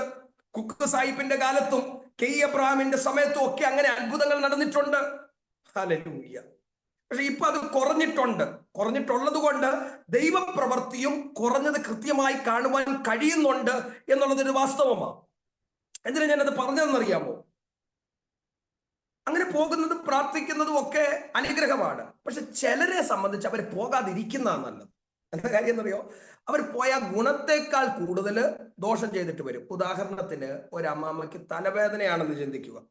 തലവേദനയായിട്ടിരിക്കുന്ന അമ്മാമ്മയുടെ അടുത്ത് ചെന്നിട്ട് ഇവർ രോഗവിവരങ്ങളൊക്കെ ചോദിച്ചു കഴിഞ്ഞിട്ട് ഇവർ തന്നെ അങ്ങ് ഡോക്ടറാകും. അത് കഴിഞ്ഞിട്ട് ഇവർ പറയും, ഓ ഇന്ന ലക്ഷണങ്ങളൊക്കെ ഉണ്ടല്ലേ, എൻ്റെ ഇന്ന ആളുകൾക്ക്, എൻ്റെ അടുത്തുണ്ടായിരുന്ന ഇന്ന വ്യക്തിക്ക് ഇതേ ലക്ഷണങ്ങളൊക്കെ ഉണ്ടായിരുന്നു, ശ്രദ്ധിച്ചില്ല, പിന്നീടാണ് അറിഞ്ഞത് അത് ബ്രെയിൻ ട്യൂമർ ആണെന്ന്. എൻ്റെ പൊന്നച്ച, ഈ അമ്മാമ്മയ്ക്ക് ഒരു ബ്രെയിൻ ട്യൂമർ ആയിരിക്കത്തില്ല. പക്ഷെ ഇത്രയും പറഞ്ഞാൽ മതി, പകുതി കാറ്റ് പോകും. പറഞ്ഞത് മനസ്സിലാക്കുന്നുണ്ടോ? അപ്പൊ എന്റെ ചോദ്യം, നമ്മുടെ വായിൽ നിന്ന് പോസിറ്റീവായിട്ടുള്ള കാര്യങ്ങൾ വരണ്ടേ? നമ്മൾ ഒരു വീട്ടിൽ പോയാൽ, ഒരു വ്യക്തിയോട് സംസാരിച്ചാൽ ഒരു പോസിറ്റീവ് എനർജി ആ വ്യക്തിയിലേക്ക് കൈമാറാൻ നമുക്ക് കഴിയുന്നില്ലെങ്കിൽ വാ തുറക്കാതിരിക്കുന്ന നല്ലത്. യോബിന്റെ സ്നേഹിതന്മാരെ പോലെ ചില സ്നേഹിതന്മാർ ഇന്നും ഉണ്ടെന്നുള്ളതായി യാഥാർത്ഥ്യം.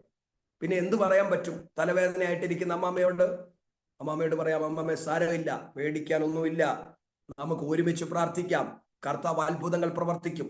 അത്രയും മതി ഒരു വ്യക്തിയെ ആശ്വസിപ്പിക്കാൻ, ഉറപ്പിച്ചു നിർത്താൻ. ബോധ്യമാകുന്നവർക്കായി സ്തോത്രം ചെയ്യുന്നു. ഇനി യോബിന്റെ ഭാര്യ നോക്കിക്കേ. യോബിന്റെ പുസ്തകം 2-ാം അധ്യായം 9-ാം വാക്യം. അവന്റെ ഭാര്യ അവനോട്, നീ ഇനിയും നിന്റെ ഭക്തി മുറുകെ പിടിച്ചുകൊണ്ടിരിക്കുന്നു എന്ന് പറഞ്ഞാൽ, കുറെ നാളായില്ലേ ഭക്തി മുറുകെ പിടിച്ചുകൊണ്ടിരിക്കുന്നു, ഇത്രയൊക്കെ എന്നിട്ട് സംഭവിച്ചില്ലേ? ദൈവം തിരിച്ചു ചെയ്തെന്താ? എന്നിട്ട് അവിടെ ചോദ്യം, ദൈവത്തെ ത്യജിച്ച് പറഞ്ഞ് മരിച്ചു കളക എന്ന് പറഞ്ഞു. നമ്മുടെ കേരളക്കരയിലെ ന്യൂ ജനറേഷൻ ഭാഷയെ പറഞ്ഞാൽ പോയി ചത്തുകൂടെ എന്ന് ചോദിക്കുന്ന ചെറുപ്പക്കാരെ നമുക്ക് കാണുവാനായിട്ട് കഴിയും. ആ അർത്ഥത്തിലല്ലേ സത്യത്തിൽ ഈ സഹോദരി ഇവിടെ പറയുന്നത്. വേദന കൊണ്ടായിരിക്കും, വേദന കൊണ്ടായിരിക്കും.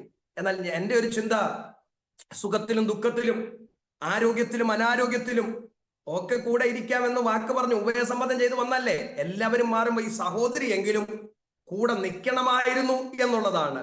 എന്നാൽ ഞാൻ നിങ്ങളോട് ഒരു കാര്യം പറയാം, ചില സമയങ്ങൾ അങ്ങനെയാണെന്നേ. നമ്മൾ തീർത്തും ഒറ്റപ്പെടുന്ന, നമ്മൾ തീർത്തും ഏകരായി മാറുന്ന ചില വേളകൾ ഉണ്ടാകും.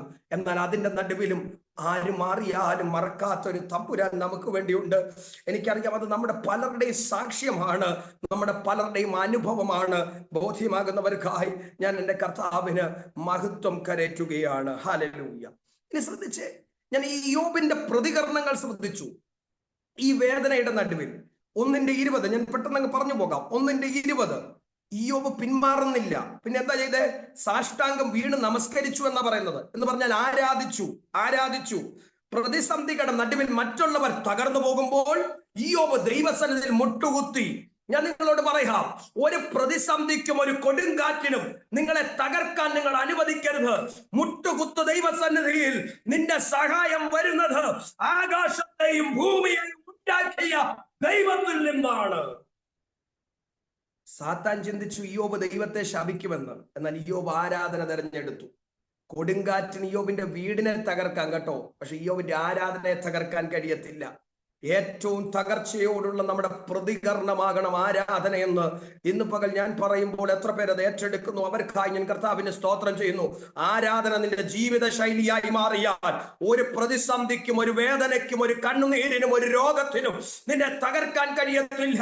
ആരാധനയുടെ നടുവിൽ ചങ്ങലകൾ അടിയും, വാതിലുകൾ തുറക്കപ്പെടും, അത്ഭുതങ്ങൾ നടക്കും. ആരാധിക്കുന്നവൻ ജയിക്കും. ഹല്ലേലൂയ.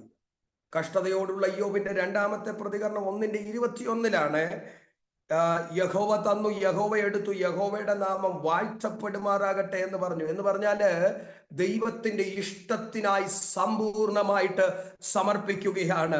കർത്താവേ, ഹല്ലേലൂയ, അങ്ങാണ് തന്നത്, അങ്ങേക്ക് എടുക്കാനുള്ള അവകാശമുണ്ട്.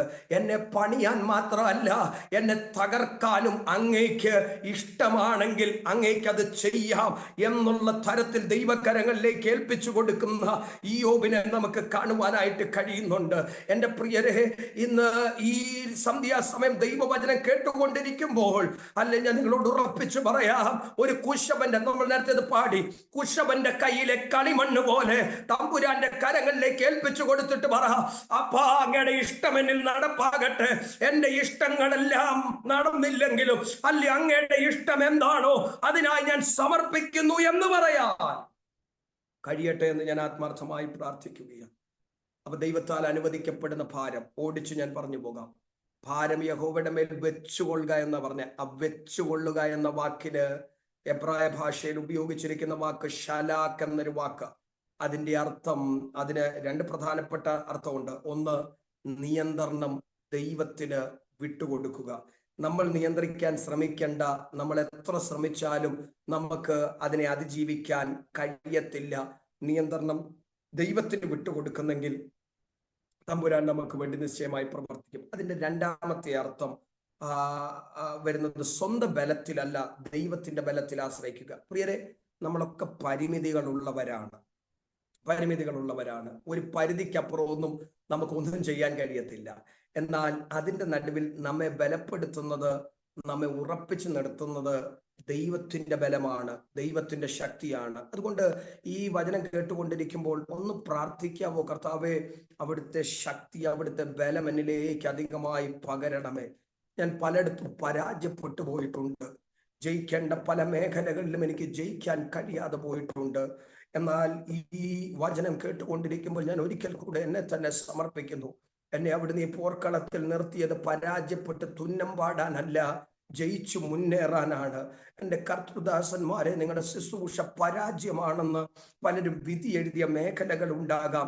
എന്നാൽ ഞാൻ നിങ്ങളോട് ആത്മാവിൽ പറയുന്നു, നിങ്ങളെ ജയിക്കാനാണ് തമ്പുരാൻ നിർത്തിയത്.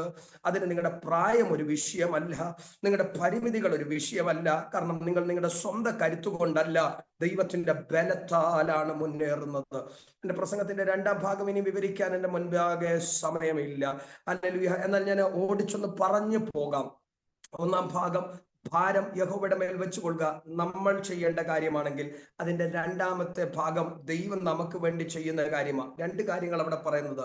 ഒന്ന്, അവൻ നമ്മെ പുലർത്തും. പുലർത്തും എന്നുള്ളതിന് എബ്രായ ഭാഷയിൽ കൂൽ എന്നൊരു വാക്ക് ഉപയോഗിച്ചിരിക്കുന്നത്. ആ വാക്കിന്റെ അർത്ഥം പോഷിപ്പിക്കും, സംരക്ഷണം ഒരുക്കും, താങ്ങി നിർത്തും എന്നൊക്കെയാണ്.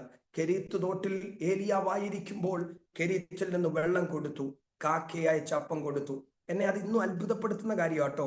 എങ്ങനെയാ ഈ കാക്ക അപ്പം കൊണ്ട് വന്നതെന്ന് എനിക്ക് ഇപ്പോഴും മനസ്സിലാകുന്നില്ല. വല്ല മൊയ്തു കാക്കയോ ഉസ്മാൻ കാക്കയോ ഖാലിദ് കാക്കയോ ഒക്കെ ആണെങ്കിൽ അത്രയും വലിയൊരിതായിട്ട് തോന്നത്തില്ല. പക്ഷെ ഇത് ഈ കറുത്ത കാക്കയില്ലേ, ഏതാ, കുഞ്ഞിന്റെ കയ്യിൽ റൊട്ടി ഇരിപ്പുണ്ടെങ്കിൽ അത് തട്ടിയെടുത്തുകൊണ്ട് പോകുന്ന സ്വഭാവമുള്ള കാക്ക, ആ കാക്കയെ തന്റെ ദാസന് വേണ്ടി കരുതാൻ ദൈവം ഉപയോഗിച്ചെന്ന് പറഞ്ഞാൽ എൻ്റെ ദൈവം ആരാ? ഹല്ലേലൂയ എന്ന് പകൽ ഞാൻ നിങ്ങളോട് പറയാം. അതാ ഞാൻ പറഞ്ഞത്. മാനുഷികമായ കരങ്ങൾ മാറിപ്പോകുമ്പോൾ, മാനുഷികമായ വാതിലുകൾ അടയുമ്പോൾ ദൈവത്തിന് പ്രവർത്തിക്കാൻ പല മാർഗങ്ങളുണ്ട്. ഇനി ശ്രദ്ധിച്ച്, കെരീത്ത് തോട്ടിലെ വെള്ളം വറ്റിപ്പോയാലും കാക്കയുടെ വരവ് നിന്നു പോയാലും ഒരു സാറാഫാത്ത് ഒരുക്കി തന്റെ ദാസനായ ഏലിയാവിന് വേണ്ടി ദൈവം കരുതുന്നുണ്ട്. ഇനി അത് നിന്നു പോയാലും ചൂരച്ചെടി അഭയമായി പ്രാപിച്ച് മതി എന്നൊക്കെ ഏലിയാവെ നീ പറഞ്ഞാലും ദൂതനെ അയച്ച് ദൈവം ഏലിയാവിന് വേണ്ടി കരുതുന്നുണ്ട്. ഈ മൂന്ന് സ്ഥലത്ത് നിങ്ങൾ ശ്രദ്ധിച്ചോണം. ആവശ്യങ്ങൾ മൂന്നല്ല, മൂന്ന് സ്ഥലത്തെയും ആവശ്യം ഒന്ന് വിശപ്പിനുള്ള ആഹാരം.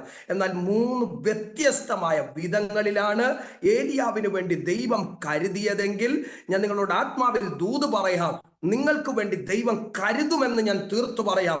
എന്നാൽ എങ്ങനെ കരുതുമെന്ന് നിങ്ങൾ എന്നോട് ചോദിച്ചാൽ എനിക്കറിയില്ല. കാരണം ദൈവത്തിന് ഒന്നല്ല, പല മാർഗങ്ങളുണ്ട് തന്റെ ഭക്തന്മാർക്ക് വേണ്ടി കരുതാൻ. ബോധ്യമാകുന്നവർക്കായി ഞാൻ കർത്താവിന് സ്തോത്രം ചെയ്യുകയാണ്. രണ്ടാമത് പറയുന്നത്, അവൻ നമ്മെ ഉറപ്പിക്കുമെന്നുള്ളതാണ്. നീതിമാൻ കുലുങ്ങിപ്പോകുവാൻ അവൻ ഒരു നാളും സമ്മതിക്കയില്ല. കുലുങ്ങിപ്പോകാൻ സമ്മതിക്കത്തില്ലെന്ന് പറഞ്ഞാൽ അതിന്റെ അർത്ഥം എന്താ? ഉറപ്പിക്കുമെന്നുള്ളതാണ്. ഹല്ലേലൂയ. വീണു പോകാൻ, തകർന്നു പോകാൻ, താളടിയായി പോകാൻ തമ്പുരാൻ അനുവദിക്കത്തില്ല. ഏത് സാഹചര്യത്തിലും നിന്നെ അവൻ ഉറപ്പിച്ചു നിർത്തും. നിങ്ങൾ ശ്രദ്ധിച്ചിട്ടുണ്ടോ? നല്ല കാറ്റടിച്ചാൽ ചില മരങ്ങൾ കടവൊഴുകി വീഴും. എന്നാൽ ചില മരങ്ങളുണ്ട്, അത് ആടിയാലും അത് ഉലഞ്ഞെന്ന് തോന്നിയാലും അല്ല, അത് തകരത്തില്ല. ഞാൻ നിങ്ങളോട് പറയാം, ഉലഞ്ഞു പോകാതെ തകർന്നു പോകാതെ അല്ലെങ്കിൽ നിൽക്കുന്ന ഒരു മരം പോലെ അതിന്റെ ആഴത്തിലാണ് അത് വേർന്നിരിക്കുന്നത് എന്നുള്ളത് പോലെ ക്രിസ്തുവിൽ വേരൂന്നി നിൽക്കുന്ന ഭക്തന്മാരെ ഉറപ്പിച്ചു നിർത്തുന്ന ഒരു ദൈവ സാന്നിധ്യമുണ്ട്. പക്ഷെ ഈ വാക്തത്വങ്ങളൊക്കെ ആർക്കാണെന്ന് അറിയാവോ? നീതിമാൻ എന്ന് അവിടെ പറഞ്ഞിരിക്കുന്നത്. നീതിമാൻ, സാദീഖ് എന്നൊരു വാക്കാണ് എബ്രായ ഭാഷയിൽ ഉപയോഗിച്ചിരിക്കുന്നത്. മൂന്നർത്ഥങ്ങൾ വിശദീകരിക്കാതെ പറയാം. ഒന്ന്, ദൈവ കൽപ്പന പ്രമാണിക്കുന്ന വ്യക്തി. ആരാണ് നീതിമാൻ? ദൈവത്തിന്റെ കൽപ്പന പ്രമാണിക്കുന്ന വ്യക്തി. രണ്ട്, നിഷ്കളങ്കതയോടെ ജീവിക്കുന്ന വ്യക്തി. കപടതയില്ല, പരീക്ഷ ഭക്തിയല്ല. എന്താണോ പുറത്ത് അത് തന്നെയാണ് അകത്ത്. അങ്ങനെ ജീവിക്കുന്നവരാണ് നീതിമാൻ. മൂന്ന്, ദൈവത്തിന്റെ മുൻപാകെ വിശ്വസ്തയോടെ നടക്കുന്ന വ്യക്തി. അതാണ് നീതിമാൻ. അങ്ങനെ ഉള്ളവർക്ക് വേണ്ടി കരുതുന്നത്, അവരെ പുലർത്തുന്നത്, അവർക്ക് സംരക്ഷണം ഒരുക്കുന്നത് സർവശക്തനായ ദൈവമാണ് എന്നുള്ളത് മറക്കരുത്. ഭാരം യഹോവയുടെ മേൽ വെച്ചുകൊള്ളുക, ഹല്ലേലൂയ എന്നുള്ള ആ ദൂത് ഏറ്റെടുത്ത്, അത് നമ്മുടെ ഉത്തരവാദിത്തമായി ഏറ്റെടുത്ത് നമുക്കത് ചെയ്യാൻ കഴിഞ്ഞാൽ നിശ്ചയമായിട്ടും ദൈവം നമുക്ക് വേണ്ടി അത്ഭുതങ്ങൾ ചെയ്യും, നമ്മെ ഉറപ്പിക്കും, നമ്മെ നടത്തും, നമുക്ക് സംരക്ഷണം ഒരുക്കും, നമുക്ക് വേണ്ടി കരുതും എന്നുള്ളത് മറക്കരുത്. എൻ്റെ സമയം ഏതാണ്ട് ഇവിടെ അവസാനിച്ചിരിക്കുന്നത് കൊണ്ട് ഞാൻ എൻ്റെ വാക്കുകൾക്ക് പരിസമാപ്തി കുറിക്കുവാൻ ആഗ്രഹിക്കുകയാണ്. എനിക്ക് ഉറപ്പുണ്ട് ഈ വചനം വ്യക്തിപരമായി ചിലരോടെങ്കിലും ഇടപെട്ടിട്ടുണ്ട്. കേട്ട വചനത്തിന് മുൻപാകെ സമർപ്പിച്ച് വരും ദിവസങ്ങളിൽ നമ്മൾ ഭാരം വഹിക്കുകയല്ല. ഞാൻ നിങ്ങളോട് തുറന്നു പറയാം, ഈ ആവശ്യമില്ലാത്ത ഭാരം ഒരു വ്യക്തിക്ക് താങ്ങാൻ കഴിയുന്ന ഒരു കപ്പാസിറ്റി ഉണ്ട്. അതിനപ്പുറത്തേക്ക് എടുക്കാൻ നോക്കിയാൽ ക്ഷീണിച്ചു പോകും, അതിനപ്പുറത്തേക്ക് എടുക്കാൻ നോക്കിയാൽ തളർന്നു പോകും. എന്നാൽ ഭാരം വഹിക്കാൻ ഒരു നല്ല കർത്താവ് നമുക്കുള്ളപ്പോൾ ആ ഭാരമെല്ലാം അവന്റെ മേൽ ഇറക്കി വെക്ക്, അവന്റെ മേൽ വെക്ക്. കർത്താവ് ഹല്ലേലൂയ നമ്മെ താങ്ങും, നമ്മെ നടത്തും എന്നുള്ള കാര്യത്തിന് രണ്ട് പക്ഷമില്ല. വരും ദിവസങ്ങളിൽ ആ കർത്താവിൽ ആശ്രയിച്ച് കർത്താവിൽ ധൈര്യപ്പെട്ട് മുൻപോട്ട് പോകാൻ കർത്താവ് എല്ലാവരെയും സഹായിക്കട്ടെ എന്ന് ആത്മാർത്ഥമായി പ്രാർത്ഥിക്കുന്നു. ഈ മിനിസ്ട്രീസിനെ കുറിച്ച് കർത്താവിന്റെ ദാസൻ പ്രിയ ബിനു വർഗീസ് അച്ചായനിലൂടെ അനവധി കാര്യങ്ങൾ കേൾക്കുവാനായിട്ട് കഴിഞ്ഞു. കർത്താവ് ഉപയോഗിച്ചുകൊണ്ടിരിക്കുന്ന വിധങ്ങൾക്കായി സ്തോത്രം ചെയ്യുക. ഒത്തിരി സൂം മീറ്റിങ്ങിലൊക്കെ പ്രസംഗിക്കുന്ന ഒരാൾ കൂടെയാണ് ഞാൻ. ചില സൂം മീറ്റിംഗ് ഒക്കെ സത്യത്തിൽ പേരിന് വേണ്ടി മാത്രമാണ് എന്നും തോന്നിപ്പോയിട്ടുണ്ട്. തീർത്തും ആളുകൾ കുറവാണ്. എന്നാൽ ഇന്ന് പ്രഭാതത്തിൽ ഏതാണ്ട് 87 ഡിവൈസ്, ഞാനത് ഒരു മുഖസ്തുതിയായിട്ട് പറയുന്നതല്ല, 87 ഡിവൈസ് ഈ മീറ്റിങ്ങിൽ ജോയിൻ ചെയ്തിരിക്കുമ്പോൾ ഈ മിനിസ്ട്രീസ് എത്രത്തോളം സ്വാധീനം ഉണ്ടാക്കുന്നുണ്ട് എന്നുള്ളതിൻ്റെ ഒരു തെളിവ് കൂടിയാണ്. ദൈവം മേൽക്കുമേൽ അനുഗ്രഹിക്കട്ടെ. ചിലരെ കൂടെ നിത്യതയ്ക്കായി ഒരുക്കിയെടുക്കാൻ ഈ ശുശ്രൂഷയിലൂടെ കഴിയട്ടെ എന്ന് ആത്മാർത്ഥമായി പ്രാർത്ഥിക്കുന്നു. കർത്തൃദാസന്മാരെ കർത്താവ് ശക്തമായി ഉപയോഗിക്കട്ടെ. അല്ലെ പ്രായമായ പ്രിയപ്പെട്ടവരുണ്ടല്ലോ, നിങ്ങളെയൊക്കെ കർത്താവ് ബലപ്പെടുത്തട്ടെ. യൗവനക്കാരെ കർത്താവ് ഒരു പുതിയ ശുശ്രൂഷ പുതിയ അഭിഷേകത്തോടെ നിർത്തട്ടെ എന്ന് ആത്മാർത്ഥമായിട്ട് പ്രാർത്ഥിച്ചുകൊണ്ട് എന്റെ വാക്കുകൾക്ക് ഞാൻ പരിസമാപ്തി കുറിക്കുന്നു. ഈ വചനങ്ങളാൽ കർത്താവ് നമ്മെ അനുഗ്രഹിക്കട്ടെ. മാറാനാഥ, നമ്മുടെ കർത്താവ് വേഗം വരുന്നു. ആമേൻ, ആമേൻ, ആമേൻ.